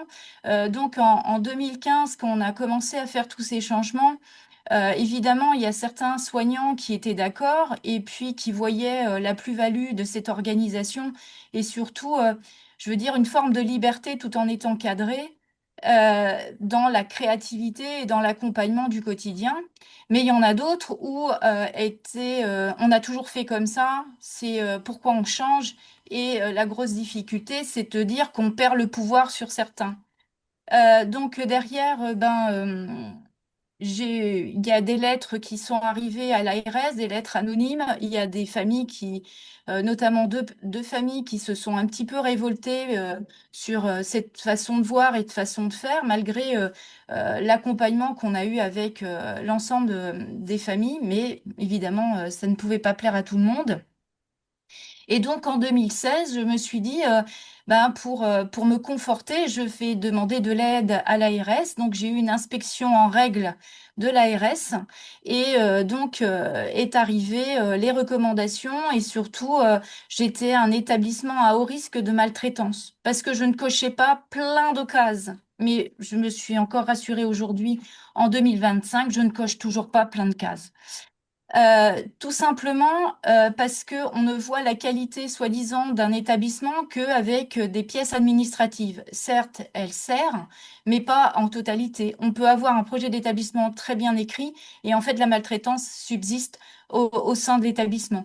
On peut avoir des fiches de tâches très bien écrites et avoir tout coché sur le projet individualisé, mais malgré tout, il ne le vit pas au quotidien.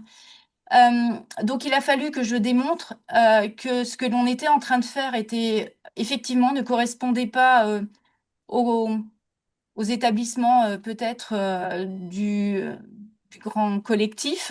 Mais aujourd'hui, j'ai prouvé, alors par forme théâtrale, hein, on a fait du théâtre, on a fait de l'analyse de la pratique forme théâtrale, où on a invité l'ARS, le conseil départemental à venir nous voir pour expliquer ce que l'on faisait au quotidien et pourquoi on le faisait au quotidien.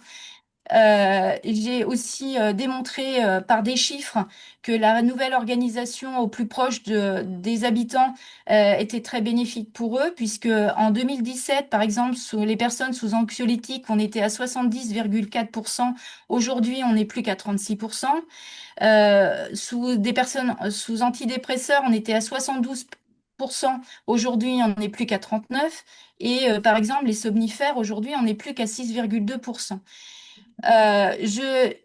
J'ai un taux d'occupation qui est aux alentours de 99 à 100% depuis déjà 2017. Je n'ai pas de problème d'attractivité des métiers puisque aujourd'hui, moi, tous mes postes sont pourvus. Donc, je suis en équilibre au niveau financier. Et on est toujours dans cette créativité, dans cette ouverture vers l'autre. Et surtout, toujours, hein, comme mes collègues là tout à l'heure, sur de la prévention et sur cette ouverture aux autres le plus possible, parce que plus nos portes sont ouvertes dans nos EHPAD, moins non plus, en fait, on cache ce que l'on fait, et plus c'est attractif. C'est-à-dire que moins on en a peur, et de se dire que derrière, ce n'est plus des mouroirs, mais bien des vivre ensemble. Bravo, merci beaucoup.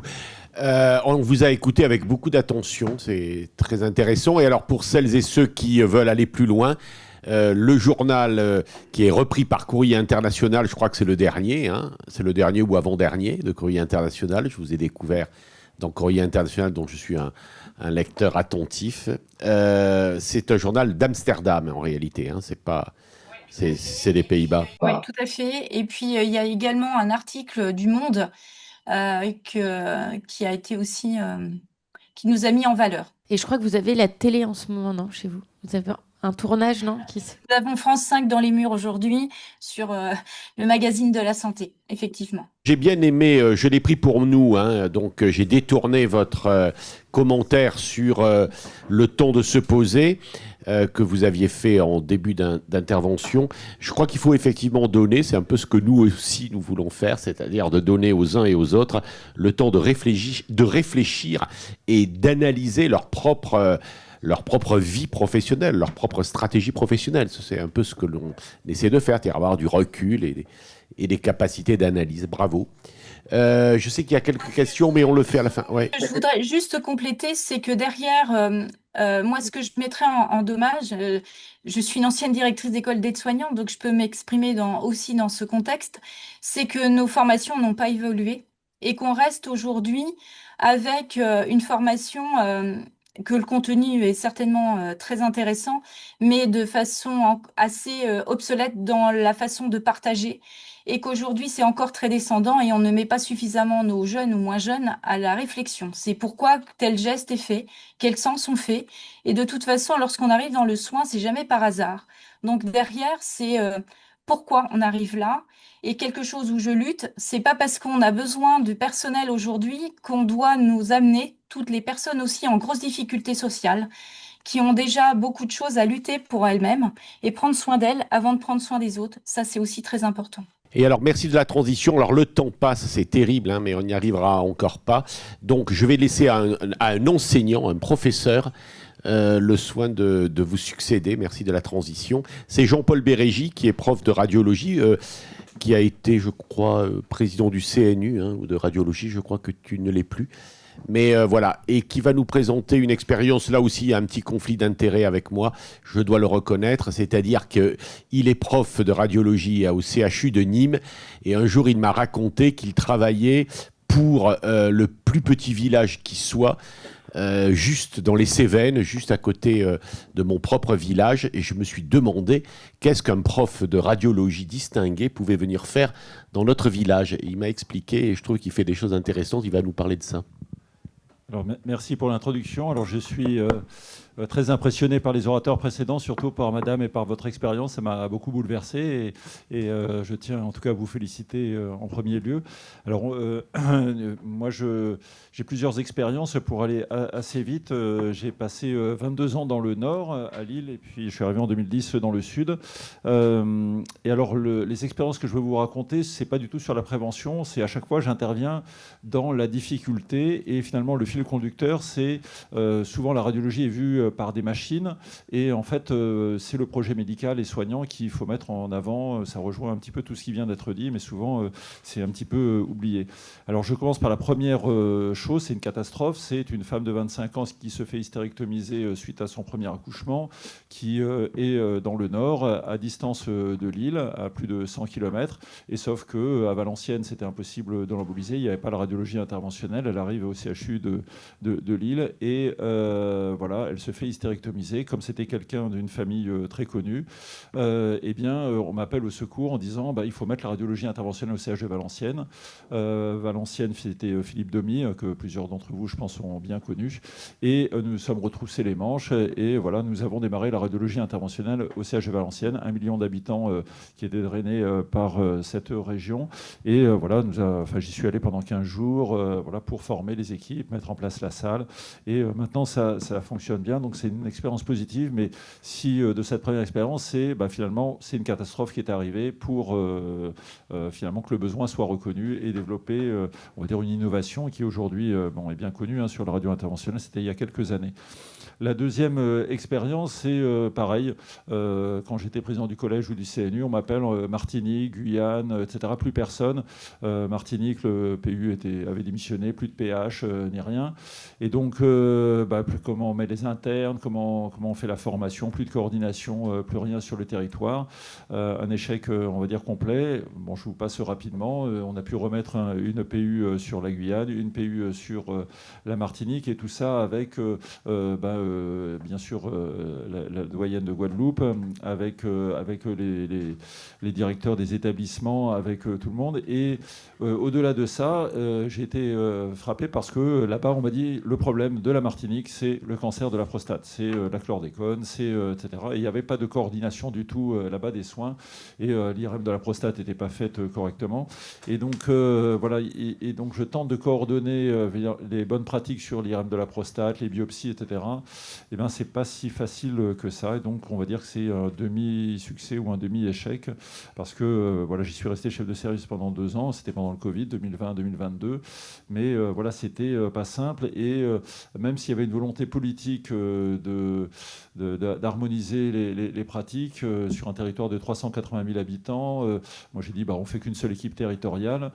Cette équipe territoriale n'est toujours pas d'actualité.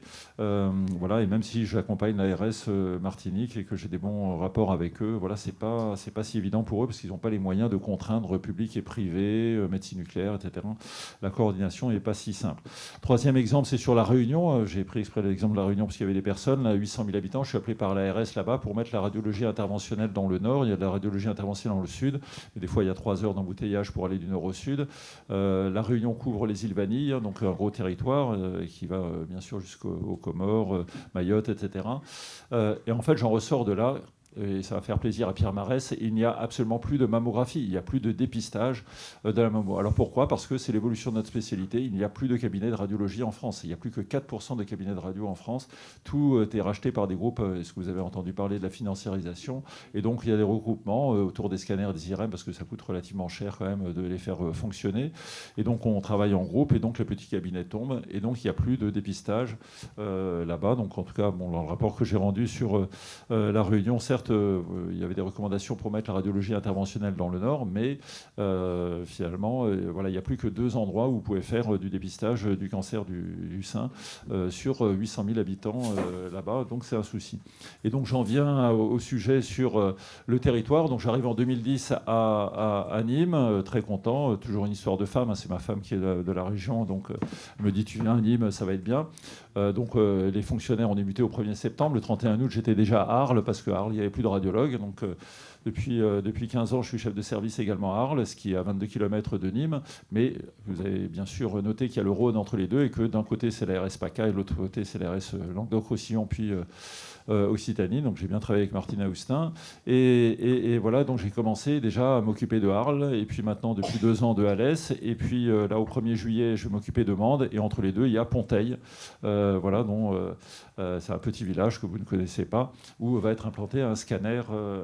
Et donc la question, c'est là aussi, quelle offre de soins, comment gérer les choses. Alors là, c'est un territoire qui est complètement différent du Nord. Dans le Nord, il y avait très peu de médecins, donc voilà, c'était assez facile de coordonner public-privé. Quand je suis arrivé en 2010, c'était la compétition public-privé. Voilà, donc ça, c'était assez fort. Cette compétition est en voie d'extinction, puisque par exemple, sur Arles, il y avait 17 radiologues privés, ils sont plus que 8. Sur Nîmes, bon, ils étaient 44, ils sont plus que 28. Et globalement, voilà, il y a une offre, en tout cas en radio, qui qui diminue et qui se concentre là aussi sur le scan et sur l'IRM. Et donc on laisse tomber, qu'est-ce qu'on laisse tomber? La mammographie par exemple. Donc je suis obligé de rouvrir sur Arles une mammographie à l'hôpital public. Je suis obligé d'ouvrir, de reprendre la mammographie d'Alès également, etc. Et donc voilà, d'ouvrir l'interventionnel qui explose sur Alès ou voire sur Mende également pour que tout ne vienne pas au CHU de Nîmes là-dessus. Alors de ces expériences, qu'est-ce qui manque? C'est que globalement les médecins s'entendent bien, en tout cas public-privé.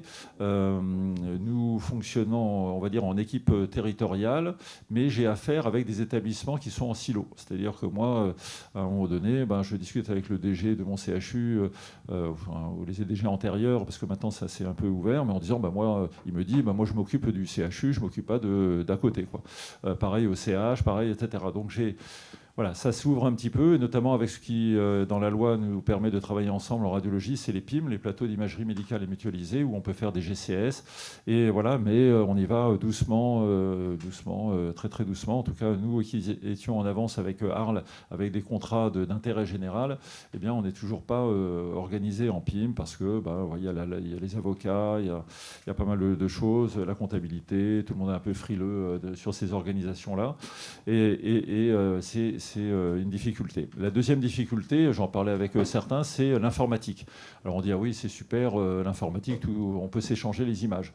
Mais alors, je peux vous dire qu'au quotidien, même avec l'intelligence artificielle, même avec la téléradiologie, même avec tout ce que vous voulez que j'utilise au quotidien, c'est déjà, quand j'allume l'ordinateur, ça met 10 minutes, et puis ensuite, après le passation, c'est pas si simple. Mais si c'était qu'un problème technique, le gros problème, c'est les RSSI et les DPO qui sont assis sur leurs données et qui pensent que les données sont de l'établissement. D'accord, parce que le PAX, les RIS, etc., c'est de l'établissement. Et donc, un patient, ils ne comprennent pas qu'un patient, il est à Alès, il vient à Nîmes être traité pour une chirurgie, etc., il repart à Alès. Et donc, moi, ce serait bien, je fais son suivi à Alès, je ne vais pas le refaire venir à Nîmes.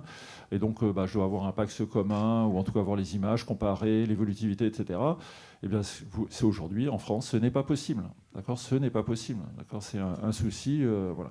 Donc, voilà, on a un GCS, par exemple, en neurochirurgie, entre public et privé. Les privés ne peuvent pas voir les images qui sont faites aux urgences sur notre machine. Et j'ai réécrit encore au directeur général, ça se passe par WhatsApp, où on filme les images qui sont faites sur l'écran, et c'est transféré comme ça au neurochirurgien qui est en train d'opérer en salle d'opération. Donc voilà, alors je travaille avec la DNS, je travaille avec tout le monde là-dessus, mais il faut savoir que, certes, la sécurité, c'est important, mais c'est difficile. Alors, pour donner une note de positif, tout ça est remonté, j'y crois toujours, donc pour ça, je vais m'occuper de Mende, etc. Donc, ça attire quand même les jeunes. Et notre problématique, c'est l'attractivité des radiologues, l'attractivité des manipulateurs. Vous le savez que c'est une situation très en tension. Notre volonté, en tout cas en radiologie, c'est d'offrir les soins sur le territoire. Et voilà, donc nous travaillons sur une association territoriale. Nous travaillons sur ces projets de territoire, parce qu'aujourd'hui, il n'y a pas que le scanner, l'IRM, tout ça. Ça va du dépistage avec le cancer du sein, bien sûr, mais le cancer du poumon, là, qui est lancé avec l'INCa sur une étude d'impulsion. Et puis, ça va jusqu'à la radio interventionnelle que je vous ai décrit. On traite plus de 100 millions de personnes par an en France, mais voilà, on a besoin de flexibilité. Et pour terminer, moi, on m'a toujours appris que finalement, les lois étaient toujours en retard par rapport à la réalité. Donc, voilà, c'est toujours comme ça. Donc, je me suis satisfait de ça. On est toujours en avance. En tout cas, là, les expériences que j'entends, elles sont toujours en avance, basées sur la volonté de certaines personnes. Et puis, directeur, j'ai rencontré des vraiment très, très bien. Je parlais de Philippe Demier, mais Frédéric Rimatei, aujourd'hui, le DG du CHU Nîmes, est très bien également, ou voilà, tous les autres personnes. Donc il n'y a pas de conflit entre public et privé, ou directeur et médecin. C'est juste la capacité de faire qui est un peu entravée par, en effet, certaines réglementations. Merci. Bravo Jean-Paul. Et alors, si vous voulez venir voir Ponteil, passez à Vialas. Vialas, le village du centre du monde, qui est notre village, que Victoire et moi, nous vous y recevrons volontiers, et que Dominique, notamment Pierre, connaissent bien. Merci. Alors, comme le temps passe, je suis désolé, mais c'est terrible. J'ai peur qu'on n'y arrive pas. Donc, Pierre, est-ce que tu es capable de nous faire également une très courte présentation ? Je serai aussi court que possible. Oui. Pour commencer, moi je suis consultant, donc le projet que je vous présente, c'est pas réellement mon projet, je n'ai fait que l'accompagner. Je veux quand même insister, et après c'est promis, j'irai vite, sur le fait que ce projet qui s'appelle 3 dépistages... Je dis Pierre Dagen, Tu es le président de Norska et c'est une boîte que nous aimons beaucoup et avec laquelle nous travaillons souvent. Voilà. Donc en effet, consultant. Donc c'est le projet de la CPTS de Boulogne et notamment de son président, le docteur Jonathan Bramy. Pourquoi j'ai pris ce projet comme exemple? C'est parce que à la fois je pense qu'il a un impact mesurable, je vais en parler, et qu'il est fait avec des moyens réalistes et limités qui sont ceux d'une CPTS, parce qu'on posait les questions du financement et de la faisabilité. Aussi parce qu'il a prouvé dès maintenant sa réplicabilité, puisqu'il date d'il y a 2 ans, et qu'il a déjà été repris par 4 CPTS voisines, ce qui veut dire qu'il couvrira d'ici la fin de l'année presque la moitié d'un département. On n'est pas encore sur une ampleur nationale, mais on est quand même sur une résonance qui dépasse un peu le micro-local, qui était juste la ville de Boulogne. Donc ce projet qui s'appelle 3 dépistages, il vient en réponse à un constat qui est que sur Boulogne, qui est une ville qui est plutôt avec des indicateurs de santé corrects, on a un très bon taux de dépistage du cancer du sein. Il y a des gros succès sur Octobre Rose, etc. On est très au-dessus des moyennes nationales. En revanche, on est mauvais sur le cancer du col et le cancer du côlon. Alors, plusieurs raisons à ça. Dans le cas du cancer du col, une fois encore, je ne suis pas médecin, donc n'hésitez pas à me compléter et m'interrompre. Mais on est quand même sur un dépistage qui est nettement plus invasif qu'une mammographie, qui est un petit peu moins confortable, disons. Sur le cancer du côlon, d'abord, il y a une logistique, malgré ce que peut faire le CRCDC pour les relances une fois que les kits ont été envoyés par l'assurance maladie. Il y a des questions de suivi. Et puis, il y a le fait que, tout simplement, la méthode de dépistage du cancer du côlon, elle n'est pas excessivement glamour par rapport à d'autres, et que donc, elle est peu appliquée. Face à ça, ce que la CPTS a décidé de mettre en place, c'est une unité à la fois de lieu, de temps et de compétences, en se disant on va capitaliser sur la popularité, faute d'un meilleur terme, du dépistage du cancer du sein pour développer les autres dépistages. Donc, ils ont choisi le cabinet de radio le plus proche des endroits où le taux de dépistage est le plus faible, donc en l'occurrence les HLM, parce que oui, il y a quand même des HLM à Boulogne. Et ils ont décidé de rassembler sur une journée dans ce cabinet de radio, sur la base d'une communication qui a été portée par la CPTS, avec l'aide d'ailleurs de la mairie, l'ensemble des compétences. Donc, bien sûr, les patientes venaient faire leur mammo, mais pendant qu'elles attendaient le résultat, les tables radio avaient été transformées, adaptées, avec notamment des étriers, et des sages-femmes de l'ensemble de la commune, via la CPTS, avaient été invitées pour réaliser le dépistage du cancer du col sur place, en attente des résultats de l'examen de la mammo.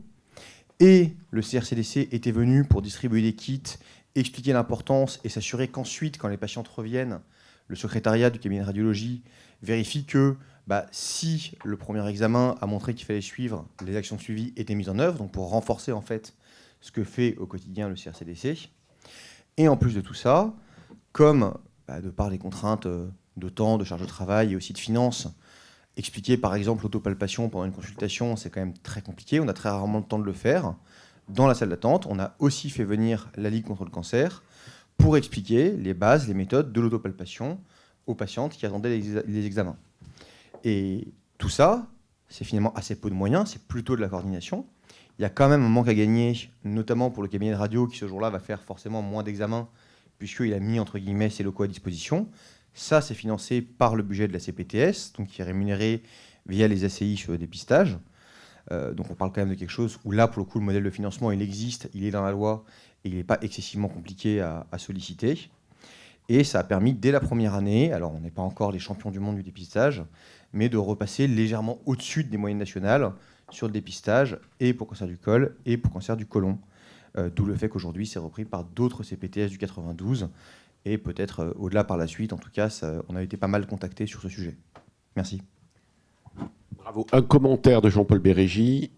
Non, je peux que vous féliciter et juste dire que la radiologie, justement, comme on est un peu holistique, c'est très intéressant de se servir à un moment donné, de faire pas l'analyse du sein droit ou du sein gauche, etc. C'est des personnes derrière. Et si justement on arrive à coordonner tout ça, soit avec les maisons de santé, soit avec la biologie, etc., enfin de faire justement un dépistage le plus complet possible ou une analyse d'une personne et non pas seulement que d'une maladie.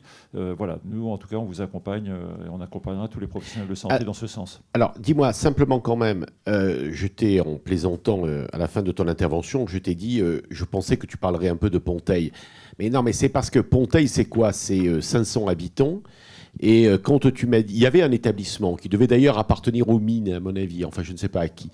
Mais je me suis demandé ce que, franchement, pour quelles raisons on s'accrochait à garder de la radiologie dans un village de 500 habitants. Alors j'en étais content, puisque j'avais signé toutes les contributions pour garder la gare, contrairement à ce que je pouvais, le libéral que je pouvais être à Paris, pouvait penser. Enfin bon, je ne sais pas si je suis libéral d'ailleurs. Cela étant, j'avais défendu la gare, je voulais bien défendre l'hôpital de Ponteil, mais je me suis demandé quand même ce qu'un patron de radiologie venait faire à Ponteil. C'est pour ma retraite. Non, c'est pas vrai. Alors, c'est une question courte, une réponse longue, mais très schématiquement, Ponteil est à... Faisons l'inverse. Non, c'est une question de kilomètres d'accès. Il y a plusieurs choses. C'est les kilomètres d'accès et la population. Il y a 25 000 habitants autour. Il n'y a pas que Ponteil. Hein, tu sais très bien, il y a plein de villages qui sont autour, dont Vialas, bien sûr. Mais quand tu additionnes, donc, il y a entre 25 000 et 40 000 habitants qui peuvent avoir accès à ce centre de radiologie. Voilà. Mais j'espère ne pas être tout seul. Les lits de l'hôpital seront toujours là. Et donc, il y a deux raisons principales. C'est les dépistages, les analyses, et puis le suivi des maladies chroniques. Ça a été dit par plusieurs, etc. Ils ne vont pas revenir sur des personnes âgées, etc. Revenir sur Alès ou sur Mende, etc. Et donc, pour nous, on est en centre des niveaux 1, des niveaux 2, des niveaux 3. Voilà, sur Ponteil, avec les médecins libéraux, eh bien, libéraux d'autres spécialités, nous assurons voilà, une offre de soins qui ne sera peut-être pas non plus de 7h du matin à 21h, etc. Mais ce que j'ai dit à l'ARS, etc., c'est pas parce que c'est pas optimisé comme dans une ville et puis productif, etc., qu'on ne doit pas mettre quelque chose. Et donc ça a beaucoup intéressé, bien sûr, les maires et la population et le directeur d'ARS. Dominique, merci, bravo. Dominique, ouais. Petite question. Sadek, oui. Une petite question très courte pour Pierre. Je me posais la question, vous faites comment pour attraper les hommes sur le cancer colorectal, parce qu'ils sont concernés aussi? Alors, ma réponse n'est pas entièrement satisfaisante. Pour l'instant, le dépistage a plus augmenté chez les femmes. Et après, c'est pour ça que je répète que ma réponse n'est pas entièrement satisfaisante, et on en est conscient.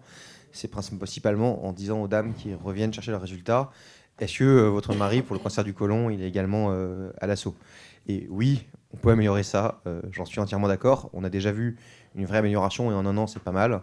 Maintenant, il faudrait pouvoir généraliser et trouver d'autres manières de toucher les hommes en capitalisant sur d'autres moments. Voilà, j'entends prostate, par exemple. C'est sûr que c'est pas par le cancer du sein qu'on va y arriver.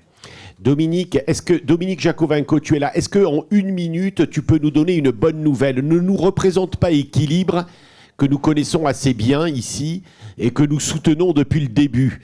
Mais dis-nous, en fait, pourquoi je t'ai demandé de nous dire ce que vous a écrit le ministre? Parce qu'on a reçu le communiqué de presse du ministre Neuder et de Madame d'ailleurs Vautrin. Et en fait, on parlait de vous. Alors, donne-nous la bonne nouvelle pour nous montrer que finalement, on a peut-être, à notre très modeste place, participé à soutenir un projet, un bon projet. Donc, Équilibre est le premier article 51 qui est en phase de généralisation. Après 4 ans de fonctionnement, d'évaluation qui a été très positive. Le 1er janvier 2024, il avait été décidé de généraliser au volontariat des infirmiers libéraux à partir du 5 juillet 2025. Les événements politiques nationaux ont fait que il y a du retard. Et là, donc, il va y avoir des négociations conventionnelles au niveau de la profession infirmiers libéraux qui vont s'ouvrir. Et la lettre de mission du ministère demande au directeur général de la CNAM, lors de ces négociations conventionnelles, de mettre en route la généralisation d'Équilibre pour les infirmiers libéraux.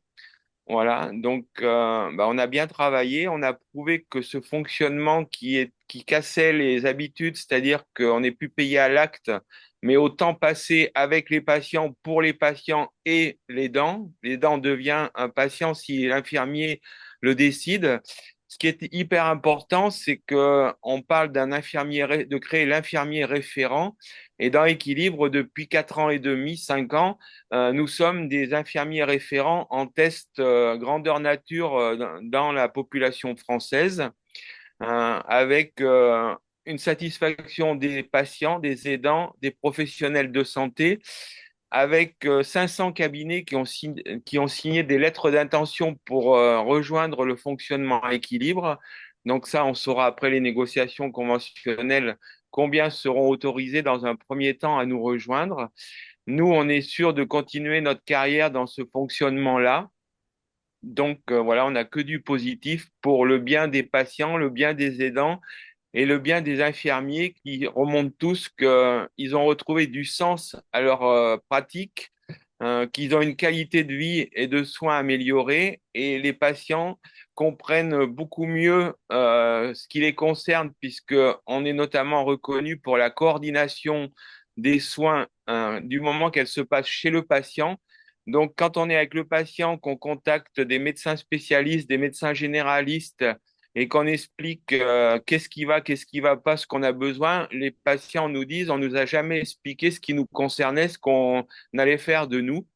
Voilà. Et donc, sur 9000 patients équilibre qui ont été comparés à 20 000 patients NGAP, on a quand même prouvé qu'il y avait une consommation de soins de moins 25%. Qu'un patient pris en équilibre revenait 1 624 € de moins à la sécurité sociale par an et par patient, et que tout le monde était assez satisfait de ce fonctionnement-là, en sachant que dans le mode NGAP, on a de plus en plus d'infirmiers qui quittent la profession, ce qui fait craindre assez rapidement un désert médical au niveau des infirmiers libéraux. Et nous, déjà, on a plus de 50 infirmiers libéraux qui voulaient intégrer Équilibre, qui, las d'attendre la généralisation ou la possibilité de rejoindre, ont changé d'orientation et ne sont plus infirmiers libéraux à ce jour. Dominique, je te laisse profiter de ton... Merci mille fois et bravo, et on est content de te soutenir, en tout cas, d'avoir bien repéré ce que tu faisais.